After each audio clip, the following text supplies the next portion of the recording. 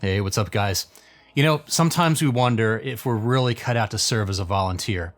To someone who might want to jump in with the worship team, help out with Sunday school, or even a technical team, it can be all too easy to listen to that doubting voice inside that says, "Oh, I'm not good enough," or, "Oh, they seem to be handling things just fine without me." If you're feeling that tug on your heart to step up and serve, or if you're already serving and know somebody who's thinking about it, this one's for you. I want to encourage those of you who are on the fence to serve boldly because he'll take care of the rest.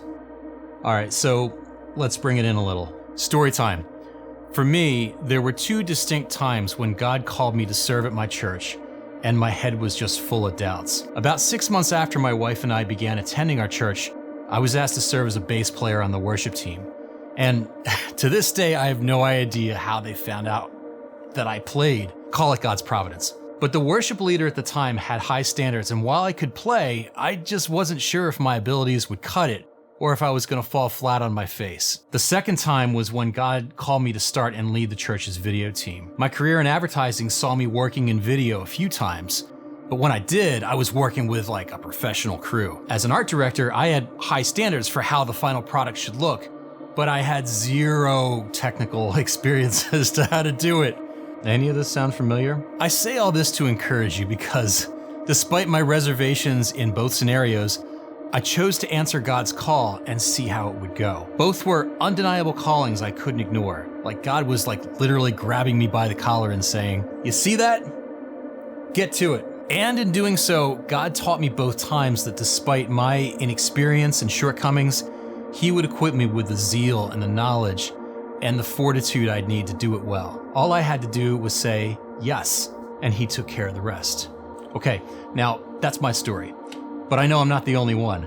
The Bible is filled to the brim with people whom God equipped to reveal His glory through in a mighty way. Many of them were by man's standards, nobodies or outcasts or weirdos, kind of like me. And even Jesus' own disciples were fishermen and former tax collectors, aka people who weren't highly regarded in society at the time, who, after Jesus' ascension into heaven, went to evangelize much of the known world. I'll give you two examples from the Old Testament. The first individual I want to highlight is David, who truly became one of the greatest names in the Bible by first slaying the giant Goliath, becoming king, and writing many of the Psalms.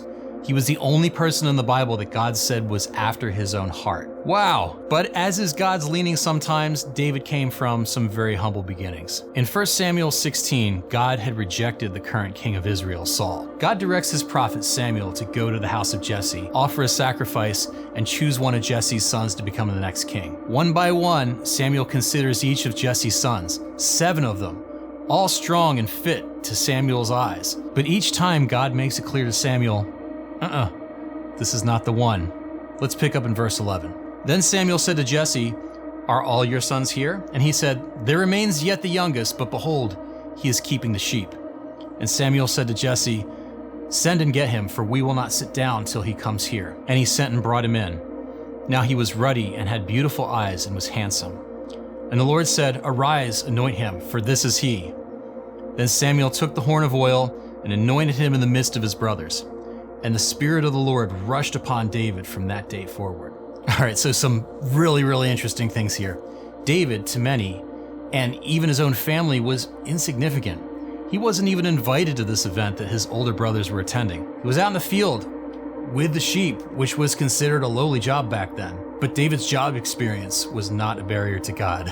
Not the firstborn son? No problem. David's age was not a barrier to God.